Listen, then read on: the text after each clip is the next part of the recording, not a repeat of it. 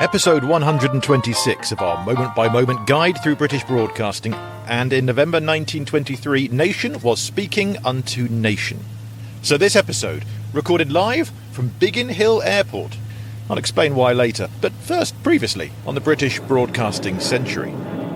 There's a plane. By late November 1923, the one-year-old BBC broadcasts from 8 main stations, from London to Aberdeen, and it's just added its first relay station from Sheffield, retransmitting from Manchester, and sometimes London, but we'll get to that, as well as offering some of its own local content now and then. Aberdeen has had a breakdown, so it's all rather wobbly and unreliable, but Chief Engineer Peter Eckersley and his team, they're ambitious and determined, and generally across Britain, quality of transmission is rather reliable. But while it's reliable crossing Britain, what about crossing the Atlantic? It may be early days, but how far will the BBC go? This time, global broadcasting. Years before the World Service, before the Empire Service, the BBC goes transcontinental, transocean, transatlantic. We will have all the fascinating details of how, where, why, who did it when the BBC and the USA transmitted to each other, east to west and west to east. Did it work? What was broadcast? Which implies that it did work. But did it? And what of the future of nation speaking unto nation? As well as the 1923 tale, we'll hear from BBC producer and presenter Josephine McDermott, whose recent radio documentary for Archive on 4, The Sound of Soft Power, has just been broadcast on the BBC World Service, and you could have heard it on Radio 4, and it is still on BBC Sounds. She joins us to tell us about this audio tribute she's made to global shortwave radio through war and peace, to the voice of America in the present day and its rocky days ahead, perhaps. This tiny moment in November 1923 sends big ripples around the world, a world that broadcasting tries to shrink throughout this British broadcasting century. Hello, this is Paul Carenza calling. This is London calling. Hello, PK calling, this time from Biggin Hill, London's airport, long before Heathrow or Gatwick ever, took off. There's a plane now, or it could be a ride-on lawnmower. Can't exactly tell from here. I'll explain why I'm here soon enough. It relates to the transcontinental broadcasting that took place between the BBC and the USA in November 1923. I know that we have listeners in the United States. Hello to you, and indeed further afield. So, and a special hello beyond borders. I think we take it for granted too easily that a podcast can span the planet, that a Zoom call perhaps can make an intercontinental conversation seem seamless. But go back just 100 and a bit years, and this was all new. This episode will tell you how it began from here. Nice little taxi. I don't mean it's a taxi, I mean it's a plane doing a nice little taxi. Transnational communication, of course, predates the wireless. It actually goes back to the wire. There were sub-ocean telegraph cables from the 1850s connecting that route that would later be reached by radio, because that first cable reached from Ireland to Newfoundland. The first message was actually from Queen Victoria congratulating US President James Buchanan. Not exactly instant, it took about 16 hours. If you remember dial-up internet, bing, bing, bing, well, this was a bit like that. Not a strong signal speed. Marconi's wireless demonstrations crossed the English Channel in 1899, and then famously in 1901 he was in Newfoundland to hear the letter S sent from his colleague in Poldhu in Cornwall. I placed a single earphone to my ear and started listening. The receiver on the table before me was very crude. A few coils and condensers and a coherer. No valves, no amplifiers, not even a crystal. Radio waves first crossed the ocean waves. Listen to this, Kemp. Take the headphone. Can you hear anything? Yes, there it is. The letter S? Distinctly, Mr. Marconi. Hackett, come here and listen. The result meant much more to me than the mere successful realization of an experiment. It was an epoch in history. I now felt for the first time absolutely certain that the day would come when mankind could be able to send messages without wires, not only across the Atlantic, but between the furthermost ends of the earth. So then it's ships at sea using radio. Of course, we all know about the Titanic and its radio operators Jack Phillips and Harold Bride. The Jack Phillips is in fact the name of a Wetherspoons pub near me in Godalming, Surrey. Very odd way to commemorate the man who sent the maritime messages that saved 700 people, and now people are having a nice cheap fry up there every morning. So far though, so telegraphy, that's Morse code. One of our listeners, John Hannon, hello John, he notes that telephony, the human voice, the experiments with that across the Atlantic began in September 1921 thanks to the Marconi Company and its genius-in-chief, Captain H.J. Round. Oh, we've mentioned that chap a few times. And indeed, hello to his descendants who sometimes listen to this, including David Jervis. Hello to you, sir. Round sent a message from Clifton on Ireland's west coast using brand new triode valves. That changed everything and made speaking across distance possible. It reached Glass Bay in Nova Scotia, where another Marconi station was ready to receive them. Captain Round worked at both Marconi stations, not at the same time. He was a genius engineer, but we're talking telephony, not teleportation. I suppose audio teleportation is sort of what this new voice technology was doing in a way, wasn't it, rather? So this episode, I'm going to tell you how the BBC got involved. A year into their life, they reached America and America reached them, and then listeners here in Britain, via this place. I am right now overlooking an airfield and I can see a dozen planes. I've got a flight school just in front of me to the left. I've got some private planes over to the right. It's a beautiful clear day and very shortly there'll be some planes up above us. So while I'm waiting for some lift off here, I think they're just having their coffee. Let's meet one of our guests, shall we? BBC producer and presenter behind the recent BBC radio documentary, The Sound of Soft Power. It's now on BBC Sounds and you can listen to her, but you can first listen to her here, Josephine McDermott. Thank you so much. I heard your archive on 4 and it is timely because I'm prepping this episode of this podcast on the first attempt of the BBC, I think, I would say successful attempt to speak to America. And your episode of Archive on 4 was fantastic and must have taken forever to put that archive together. Oh, thank you. I don't know how to take it when people say that to me, because on the one hand, yes, it was so much work. But on the other hand, I think, does that mean it sounds like hard work to listen to? I don't know. I hope not. No, not at all. Yeah, it was I think lot. there's just so many clips because it's so global. When you're looking at the world and its history of how people have communicated nation to nation, that must be immense. Yeah, and I did think kind of, well, probably before I even got to halfway through that, oh my goodness, this should be a series, really. What am I doing? I'm looking at the entire history of broadcasting and the entire world. Narrowed it down at the start, really, but thankfully you've given it a sort of a niche to a degree. Yes, there's we have got Shortwave an angle and Voice of America's. That sort of makes it quite timely, doesn't it? The Voice of America situation. So that was very much the jumping off point. So I primarily work for a strand on the BBC World Service called Witness History, which is also available on Sounds and also airs on Radio 4. When the announcement was made about the removal of the bulk of funding for Voice of America last year, I made a witness history program about the start of Voice of America. And that was great because I got in touch with people who used to work there and stuff, and they signposted me to, oh God, do you know what it's like when you find an archive of audio and oh my goodness, there's so much here. It's not, you can't do it justice with just a 9-minute program. So that was then, I just thought, okay, we really should do more on this. And that's how eventually it became this archive on 4, basically, paying tribute not only to the start of Voice of America, but just all international radio, and how it all started. More from our guest soon, Josephine McDermott, whose BBC documentary, The Sound of Soft Power, is a must-listen if you love this sort of thing, as I do. But how did the BBC first get involved in international transmissions? Well, let's return to our point in our chronological timeline where we've got to November 1923. The BBC are underway, they're 1 year old. They broadcast locally to begin with, then nationally thanks to simultaneous broadcasting using the phone lines, connecting one station with all the other stations and then, of course, to listeners' ears. So what about transnational broadcasting?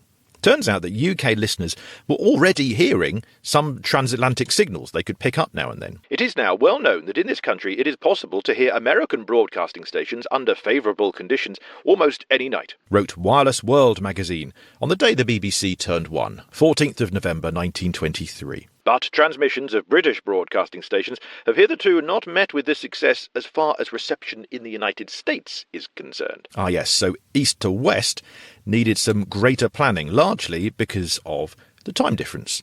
Britain would hear America, especially their east coast, because when the BBC shut down around midnight, America was still on the air. And across the dark Atlantic, the radio waves found an easy journey east, with no bother from the sun's radiation. At night, no lower atmospheric layer that might absorb radio waves, instead higher layers in the ionosphere, so medium and shortwave radio frequencies had a clearer journey, could travel further at night.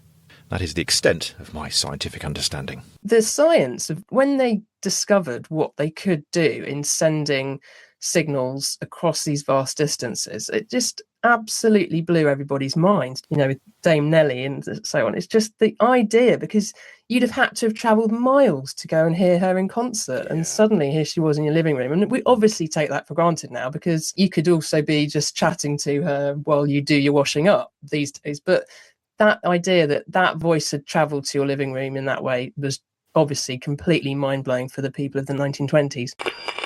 In America, the KDKA started. I love the Eckersley comment that I selected for the programme. A man called Conrad, the chief engineer of the Westinghouse Incorporated Company, or whatever it is, of Pittsburgh Park. The idea that KDKA, they had this science, they had this opportunity, but what do you put out? He set up a transmitter in a vague sort of a way. Because for the beginning, it was just, dash, dash, dot, dot, wasn't it? To people who could pick up the Morse code. And as he said to me once, well, I don't know, on a Saturday night, it's sort of give the boys a treat, And then that revelation, I could play a record.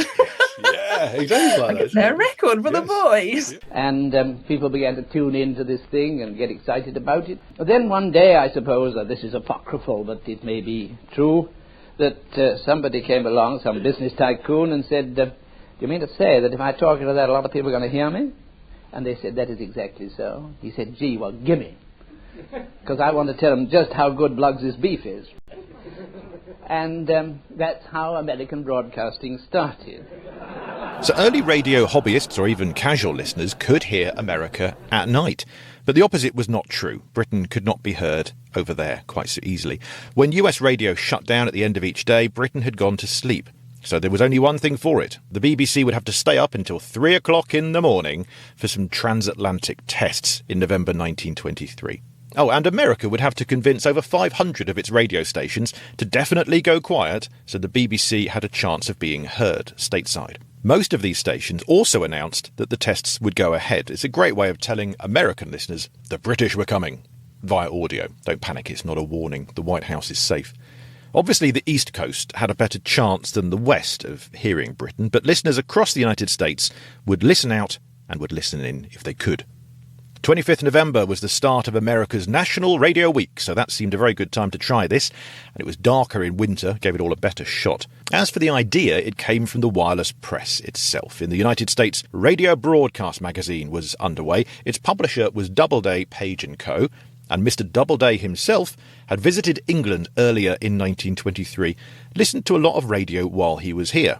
So once back in America, he spearheaded this idea to cross the Atlantic with broadcasts. So his Radio Broadcast magazine staff contacted their counterparts in Britain at Wireless World magazine, and they then looped in the BBC. A series of transatlantic broadcasts is to be made between the 26th of November and the 2nd of December, said the Westminster Gazette on the 13th of November 1923. The plan was, over several nights, they would alternate.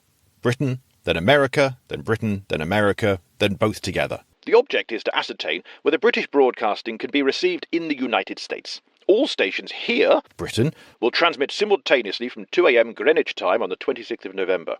America transmitting for test purposes from 3 to 3:30 a.m. next day.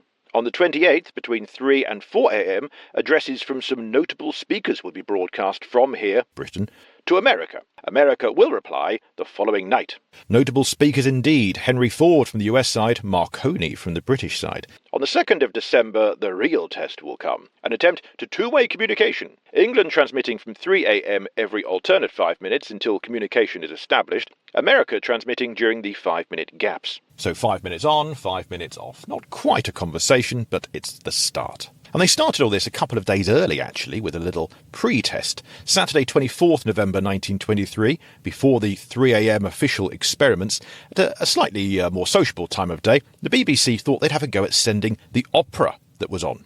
That afternoon, Faust was on at the Old Vic in London. It's broadcast in its entirety, and in the evening, the first act of La Traviata, sent via low-power wireless set. First from the Old Vic to the BBC at Savoy Hill, then it was retransmitted on from there. Apparently someone in Glasgow reckoned he heard it after no fewer than 22 steps of retransmitting, sending, receiving, sending on. I can't personally see why you need 22 steps from London to Glasgow. Just pick up the phone, send it down there. But what do I know? I thought it'd be a good idea to podcast this live from the runway of Biggin Hill Aerodrome. I mean, I can see lots of planes and I can hear one or two. I don't know if you can. The Westminster Gazette. The achievement of Captain Eckersley, the chief engineer of the British Broadcasting Company, on Saturday takes us right into the region of wireless wizardry. Love that. Wireless wizardry. Thank you, Andrew Barker, our newspaper detective, as ever, for these clippings. Tireless work he does, trawling the newspapers of the day. He posts them daily on the British Broadcasting Century's Facebook group. So thank you, Andrew, for doing that, as ever. So the opera was sent from London. Was it received across the ocean? That's unclear, so let's look at the official tests, shall we? The 3 a.m. ones all the next week. To get the best signal, Captain Eckersley's team was sent here, to Biggin Hill.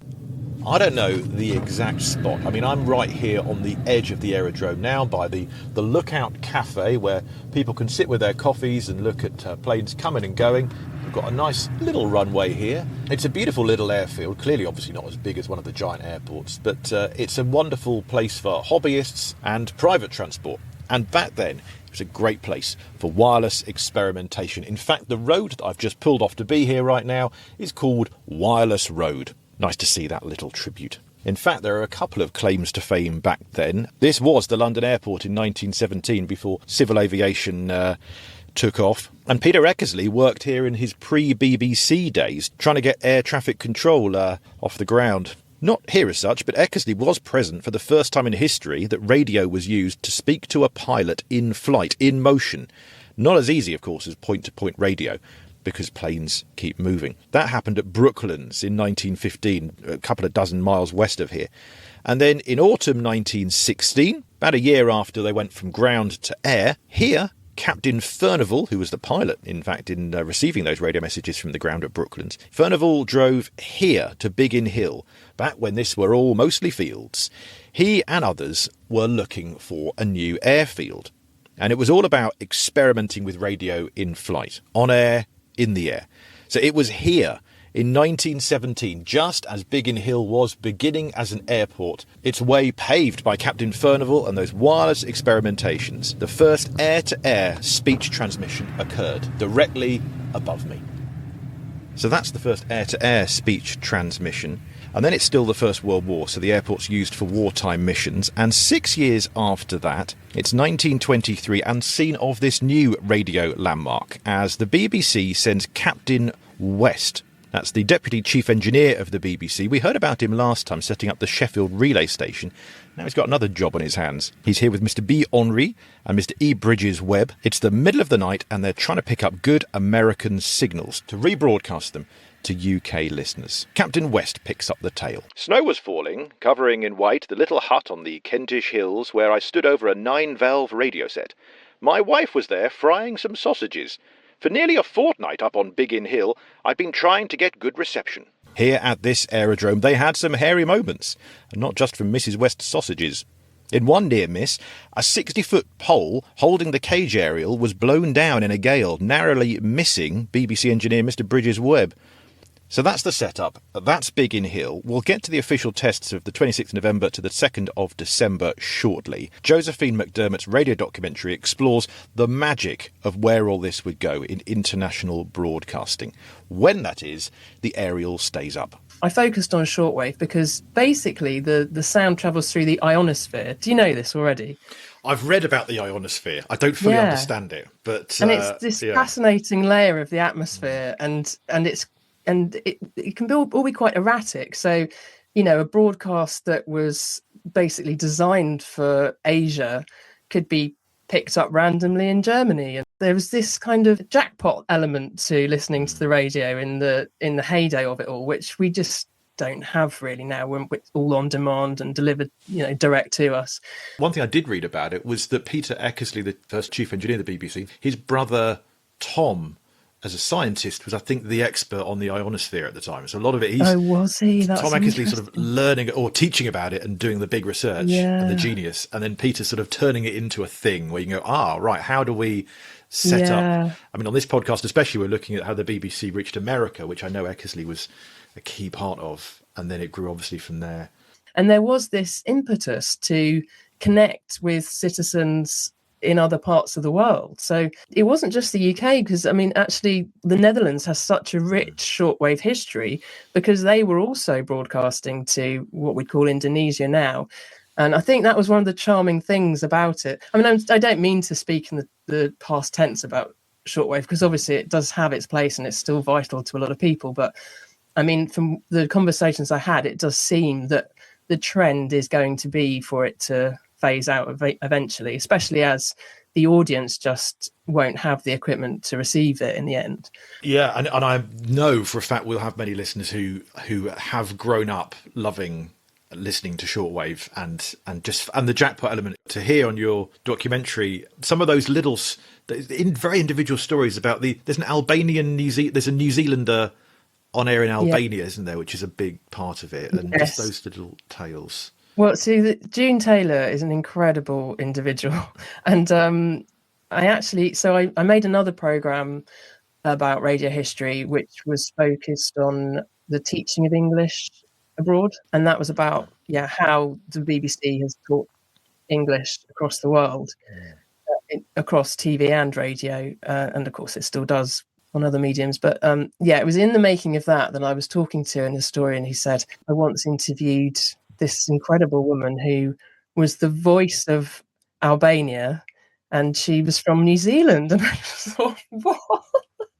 This is crazy. Yeah. So this is John Escombe, who's an incredible... Oh, yes. Do you know John? I know John. Yeah, we've spoken to John. Yeah, he's great. Yeah. So he told me about this interview, and he's been an incredible help in both these programs that I've made about BBC history. And it just happened that he'd done this incredible interview with June, and I was able to take extracts from that to tell her story. And then, of course, you'll understand this, the moment where we had in the interview her describing her the moment where she had to announce the death of the dictator.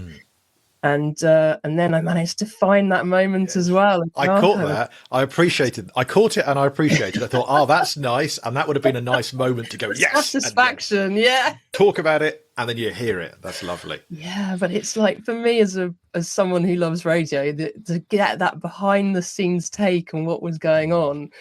And I love the way she's having a bit of a laugh about how serious everybody was.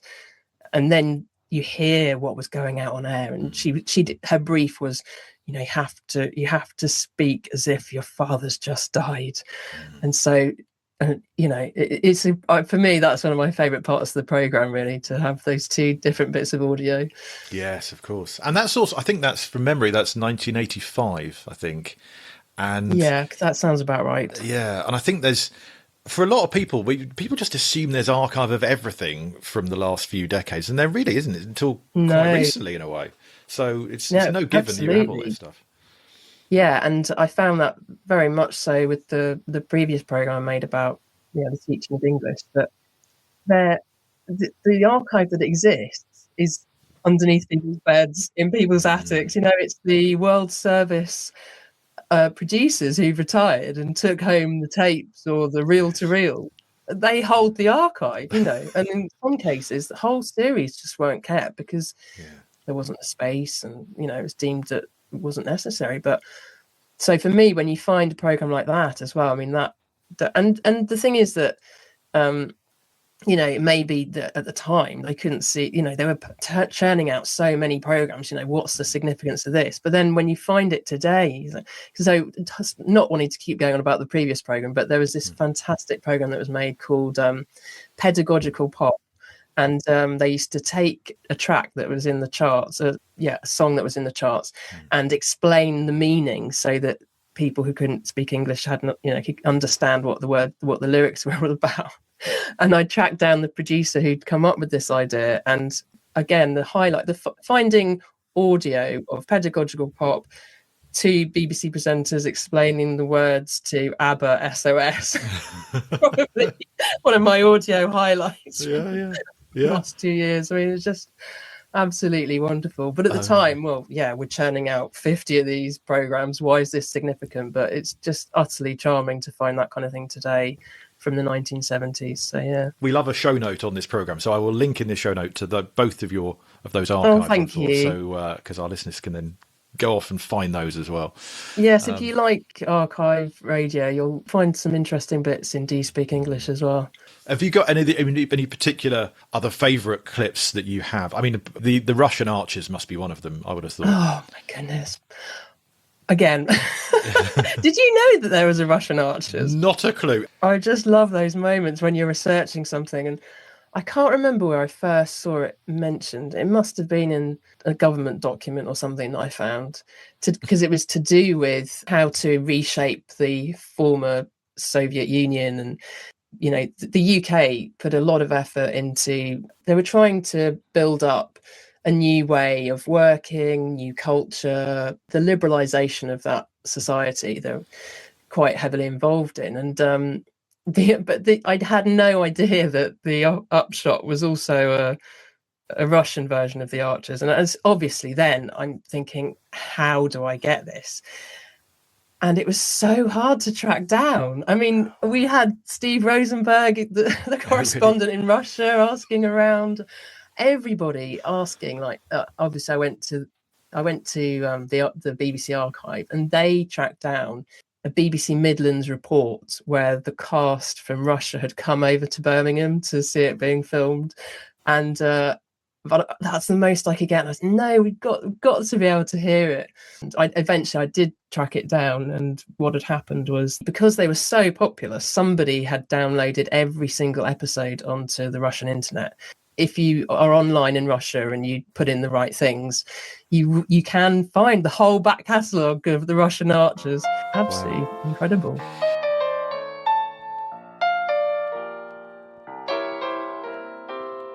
The first transatlantic transmissions then, involving the BBC and the USA. I will level with you, podcast listener. I spent more than a few minutes puzzling out when exactly the tests properly started. It's such a minor thing, but I wanted to get the facts right. Some articles say that it was Monday the 26th of November 1923. Others say Sunday the 25th of November, the day before. So which was it? Ah, yes, of course. The British articles say it was Monday the 26th of November. The American articles say Sunday the 25th, because that's how time differences work. Yep, silly Carenza. That was a waste of an hour or two's research. So at 3 a.m. GMT on Monday the 26th, heard on the Sunday evening across the ocean, London 2LO gave a 45-minute programme, and with all the other stations joining in, they relayed it via landline. After London broadcast their bit, you could hear Bournemouth, Cardiff, Glasgow, Birmingham, Newcastle, Manchester, finally the BBC's Aberdeen station at 5 to 5:15 in the morning. Over 2 hours of transmission from all around Britain. All the BBCs just had to speak to America. There were some early reports from New York and Pittsburgh, where KDKA were monitoring things, and Garden City, Long Island, they heard Britain as well. That was home to Radio Broadcast magazine, whose idea it was in the first place. So what the reports actually said was that after 15 minutes of really not hearing anything, there was some faint speech from the BBC back in London. Radio Broadcast magazine staff sent a cable then to the BBC asking for a piano solo instead. Requests from across the Atlantic. I love it. 3 minutes later, they heard that piano solo. Isn't that incredible? The first ever transatlantic BBC transmission. And why not ask what you want? I reckon that piano solo was played by Maurice Cole, the then bleary-eyed BBC pianist, because he crops up later in this story. Then they heard the greeting, "Hello, America."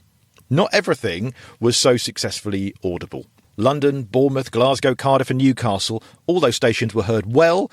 Apparently some Liverpool transmission as well, which is confusing, because there wasn't a BBC station in Liverpool at this point. probably a non-BBC Liverpudlian confident amateur having a go and succeeding. Plucky Liverpool, never change. Not so good results, though, from Birmingham, Manchester or Aberdeen, so they all gave up on the experiment. I think it was some kind of knockout, like a football tournament, or soccer, with our talking to America. So they then left the next stages of the experiment and left it to the ones who could actually reach across the Atlantic well in the next round. But actually, of course, the next round was America speaking to Britain. November the 27th, part 2 of all of this. The US reply: 29 stations joined in. Just like Britain, lots of stations had a go. The BBC were inundated with reports from listeners across Britain. What a success. Stations heard included WGY Schenectady, WHAZ Troy, New York, KDKA Pittsburgh, the first radio station in the world, technically speaking, WMAF, KSD St. Louis, Missouri, WOR Newark, WOC Davenport, Iowa, WJAZ Chicago, WGR Buffalo. All of those made it across the Atlantic, just about. The atmospheric conditions were not that good. All of that American reply then picked up here, this field at Biggin Hill, and then re-radiated to the rest of the country via both wire and wireless. The raised elevation of where I am, and trust me, to get here, even though we're not that far from central London, there's lots of country roads, we are at the top of a long, flat, high patch of land. Very useful for picking up America. Next day, day 3 of the experiment, and it's Britain's go again on the 28th of November. There was a 3-minute introduction from Peter Eckersley saying, "Hello, America."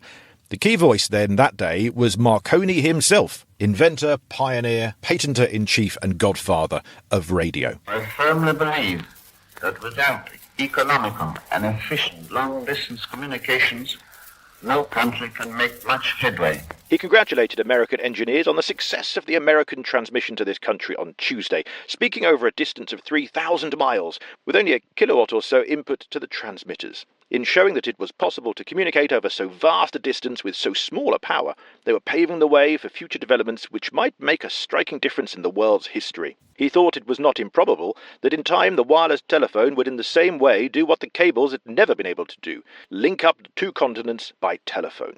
He had lately been making experiments with short wavelengths, which seemed to prove that the disadvantage of broadcasting private messages would be partially overcome, because it might be possible to send out, between England and America, beams of radiation which could not be tapped, except at points lying between the 2 stations. Thus the idea of private intercontinental telephony seemed on the way to be reached. The whole thing can get quite confusing, medium, long wave, short wave. I think people working in radio now probably don't even need to know about shortwave and how it works and everything. It appeared to him not unlikely that these international broadcast tests would be considered as landmarks in the history of communication. Never before had actual messages been exchanged in the way that they were being exchanged in this series of tests. Your listeners will probably know about the book, The Early Shortwave Stations. I feel like I should plug that. You should. I don't know this, so probably not. We've never mentioned it, so this is your chance. Oh, well. The Early Shortwave Stations are broadcasting history through 1945 by Jerome S. Berg. And my goodness, if we're talking about a lot of work, this gentleman has put, I mean, it is like the last word on how it all began. He even lists all the different shortwave stations. And again, I didn't know about it. You know, I work in radio, but I didn't know about the first shortwave stations until I started looking into all this incredible history. And it's so rich. There's just so much. Marconi himself then was on the air from 3:08 to 3:15 in the morning. The next voice after him was Georges Carpentier, boxer from France. He had been competing when London 2-0 had launched in May 1922. Back then, his 2-minute, 15-second knockout win against Kid Lewis was commentated on live, the first live sports commentary on radio as the station opened. That makes Georges Carpentier the first human sporting victor of British broadcasting. There was actually a racehorse the year before the Epsom Derby. That's why he's the first human victor on British airwaves. Carpentier's greeting to America was even briefer than his boxing match, though. He just said, "My best wishes to all American friends. I hope to come to America soon again." Thanks, George. Then a song, 3 o'clock in the morning, ironic, played 60 minutes after the hour. More piano, some American airs, then BBC boss John Reith greeting friends in Philadelphia, where he'd spent some time during the war. a tale that I've been fictionalising recently for the novel that I'm still trying to write about the early BBC. I shouldn't have mentioned it, it's going slowly, but it is going. Then 3:28 was a gramophone record. Stars and Stripes played on piano at 3:32. Oh yes, we're giving you all the details here. Simultaneous broadcasting then stopped. In other words, it was no longer London broadcasting to all stations across Britain and America. Instead, it was each individual BBC station doing their bit, going local. Apart from, of course, the stations that hadn't cut the mustard 2 days earlier, so no Birmingham, Manchester or Aberdeen.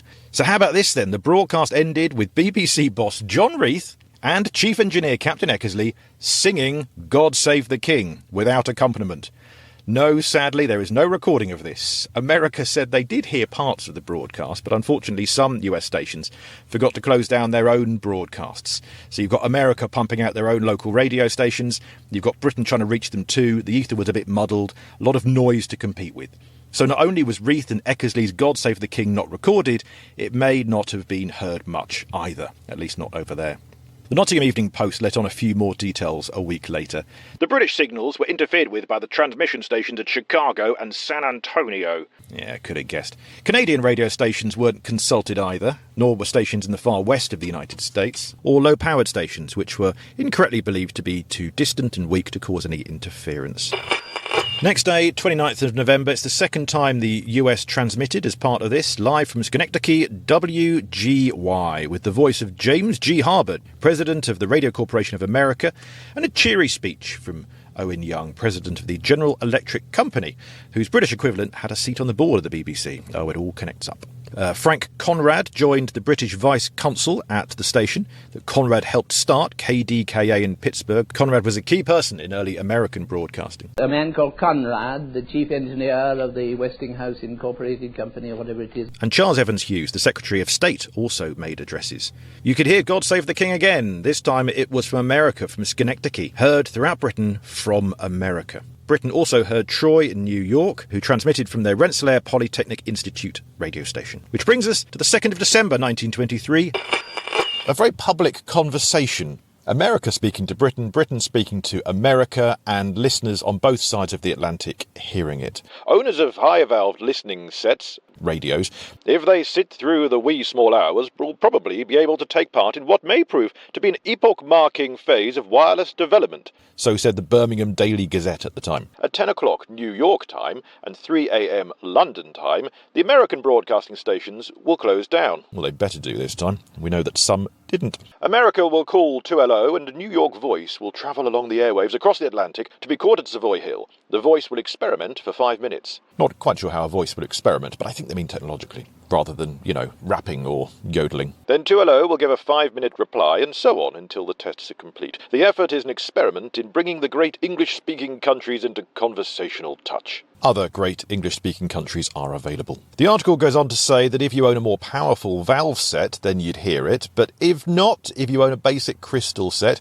it will be a waste of valuable sleep for them to sit up. You need 3 to 4 valves in your radio set to stand a good chance of hearing it. Unfortunately, though, it was a mixed result all round. Firstly, let's hear from Peter Eckersley's point of view, the chief engineer of the Beeb. His biography, Prospero's Wireless, tells us of his broadcast to America. He and his team were joined by BBC pianist Maurice Cole, as I mentioned earlier, which, yes, was the original name of Kenny Everett, but this is a different Maurice Cole, the first in-house pianist at the BBC. Eckersley's deputy is here where I am, at Biggin Hill Aerodrome, but in central London, the Cecil Hotel is the scene of Eckersley & Co.'s brief rest until 3 o'clock in the morning. They then wake up, head to Savoy Hill into Studio 3. And Maurice Cole, the pianist, is not to play the piano, but to strike the tubular bells at 4 a.m. You can only trust a pianist to strike bells on the hour.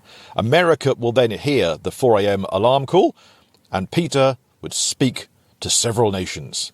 But, according to the log of one S.A. Morley, who was a listener in Kent, here's what actually happened. 3:25, London station heard WGY.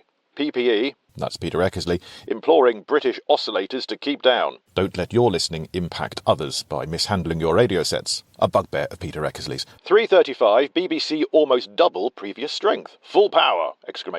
We are being jammed by local oscillation. 4:07 a.m, great rushing sound and notes like a piano. So this is Maurice Cole banging those tubular bells to say it's 4 o'clock, even though The log says it's 4:07. Maurice Cole did recall later that he was hitting those tubular bells, Burroughs's tubular bells, as he called them, many, many times to announce that it was 4 o'clock. I guess the problem is, if you hit the bells to say it's 4 o'clock precisely, but you're not sure if it's actually been transmitted to where you want it to go across the Atlantic, there's no real way of hitting the bells again and saying, well, it's 4:05, it's 4:06, it's 4:07.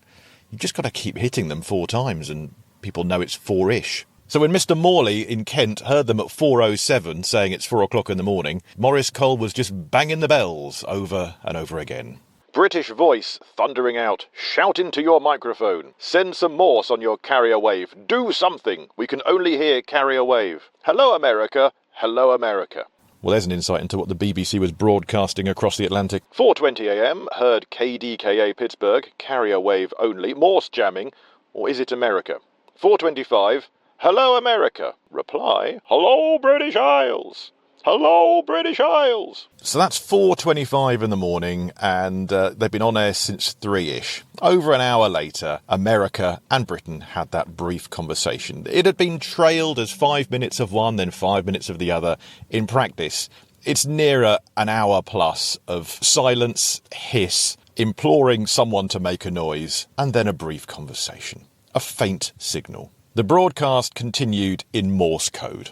As for listener results then to that two-way conversation, not quite two-way family favourites, is it? America heard Britain fine, apparently, especially on the East Coast. New York and Boston both said they heard Britain all right. The atmospheric conditions, though, weren't brilliant. America was heard in Britain only intermittently. The newspapers of the day make it quite clear that this isn't a case of our kit versus American stuff. There's a reason that America hears us better than we heard America at this point. And it was the weather. Classic Britain, always talking about the weather. So this was just bad luck. As I mentioned at the start, British listeners at the time could hear America now and then fine. It was just bad atmospherics, and it was suggested that by promoting this was going to happen and say, hey everybody, listen to this, a lot of radio hobbyists, amateurs might have fired up their radio sets, accidentally oscillated, re-radiating the signal and generally sending out noise from their own sets that interfered with the intended signal. So yes, it's quite likely that it would have been heard better when only a few people were listening. Once you're promoting it via newspapers and on air in 2 countries and say, hey everybody, listen to this, it's going to clog up the ether by some people listening badly. So that was the end of that particular experiment, but only for a few weeks, because that Christmas, 22nd of December, 11:15 p.m. till midnight, the first relayed programme from America. Awful quality, for half an hour, nothing but squeals. Eventually, some speech and piano music was heard from America. Not enough to tell what the tune actually was, but you could definitely hear some piano, and they said they'd try again after Christmas, and indeed they did. But we'll get to that, because, had you noticed, we are leaping ahead somewhat. We have other tales to tell you from December of 1923. Next few episodes, though, the first Muslim broadcaster on the BBC, Gaelic voices on the air, an election, the first Christmas radio times, all coming up in episodes later this year of the British Broadcasting Century. I know we've got into a lot of detail this time, but if we don't, who will? And look, all of this was quite an achievement. So what next for these intercontinental broadcasts? Well, they were successful and annual, and the tests ballooned, involving lots of other countries across Europe. The cost, though, was thought too much by US radio manufacturers, and in May 1926 they decided to stop funding all of this. The mystery of receiving distant radio signals had gone. The pioneer and radio boss David Sarnoff had wanted to set up a bit of regular transatlantic programme sharing after this, but that fell through. He reflected, "The day is done when people in the United States will listen to Europe for the novelty of doing so. The listeners are no longer interested in how they get their programmes, but in what they get." We will tell you more about the post-Christmas transatlantic relays, proper programmes, don't you know, more in a few episodes' time, which really makes this part 1 of 2 episodes, with that next one being, I don't know, episode 132-ish, something like that. Should be out in November 2026. And Professor Simon J. Potter will join us then to guide us through a history of the BBC's international reach. The Empire Service, World War II propaganda, the Cold War, and more on the BBC's merry dance with the Foreign Office. Quite a conversation. Do subscribe to hear it later this year. the free flow of information never ceases to be important. Finally, Josephine McDermott on the future of shortwave, if there is one, and her BBC documentary, The Sound of Soft Power. Obviously, spending priorities are changing, and it's hard to sometimes justify the money that's spent on broadcasting internationally. But you can't pick and choose when you broadcast to populations. It's that reliability and the trust that people can have in your impartial provision of the news that is everything. And you can't shut it off and on. It's got to be constant. You lose all the credibility, you lose all the currency that you established. I hope that the decision makers kind of realise that.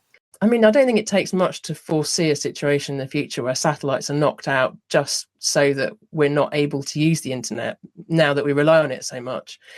And what gets through shortwave, you know, it's brilliant at getting through government censorship, and that obviously that's happened in Iran. They've boosted the shortwave because the government there has shut down the internet, and you know, people are absolutely desperate to hear radio coming in from outside. It certainly feels like a moment, doesn't it, in a way, for the fact that the Voice of America has had this threat to its funding, and that we know that China and Russia are spending so much on broadcasting and kind of filling any gaps that are being created. So that how do we rise to that challenge? What do we do? It's that feels like a big question of the moment, really. The medium's there, it's up for grabs, you can do with it what you will, and obviously it's going to be used by a multitude of people to get a multitude of views across. But isn't that wonderful that you can just tune in to whichever you please and hear whatever it is that country wants to tell you, and then go away and make your own decision about it? And that's, you know, that's pluralism. This is it, yeah, given the opportunity. The documentary, the archive on For the Sound of Soft Power, we'll put the link to that in the show notes, and indeed to Do You Speak English as well. So go forth and listen to both, and may radio continue to illuminate the world. My thanks to Josephine McDermott, and do find her archive on 4 documentaries. Thank you, Newspaper Detective, Andrew Barker's Magazines and Newspapers, Edward Pawley's History of BBC Engineering 1922 to 1972, and Thomas H. White's article at earlyradiohistory.us. Among other things, the show notes tell you more. Click on from there. Happy reading, happy researching, and thank you for joining us here on the British Broadcasting Century podcast. This episode's been another mammoth one. It's lots of geeky detail that it's important we record somewhere. So why not record it here? If you would particularly like to support us and keep this podcast and this research project going, then Patreon is your friend. It's certainly my friend when people support us there. So patreon.com/Paul Carenza. I do monthly videos and some writing things there, some extra behind the scenesy stuff. And it's very responsive as well. If you add a comment or drop me a note and say what you'd like more of, we'll do more of that. We're particularly looking at some of the very early broadcasting books that are beyond copyright that we can read, discuss, analyse, talk about, and just try and give you a peek behind the scenes of the BBC and broadcasting now as indeed then. £5 a month if you would like to keep this going, and I thank you for it. And of course, if you would share this podcast, we are a one-man band. This is not made by the BBC. This is made just by me and by you if you share it somewhere, either online or in person. Next time on the podcast, we're going to drama once again. We've been there for a couple of episodes now and then, and one of the key early dramas on the BBC from Gertrude Jennings, and we're joined by Professor Tim Crook to tell us why that was so significant, and by Nicola Morgan and Dr. Caroline Rance of the She Wrote Too podcast. They found loads of bits and pieces about Gertrude Jennings, one of those forgotten writers that we need to know more about. And she was on the BBC late November 1923. So next episode, we'll delve back into that story. Then what else we got coming up? Gaelic broadcast, the first Muslim broadcaster, Big Ben's chimes, the Christmas radio times, and other things that rhyme. Wishing you an excellent end to summer of 1923. No, hang on, what's the year? 2026, I'd forgotten. And farewell from Biggin Hill Aerodrome. I'm about to board my flight over there. I wish. The British Broadcasting Century is presented and produced by this chap, Wing Commander Paul Carenza. Original music is by Captain Will Farmer. You can find us on Facebook and Blue Sky, and of course on Patreon to support this podcast. And we are grateful to all who do. Well, there goes a plane. Using air-to-air communication, I wouldn't wonder, as began here at Biggin Hill. Join us next time on the podcast. Early drama on the BBC. Next time on the British Broadcasting Century.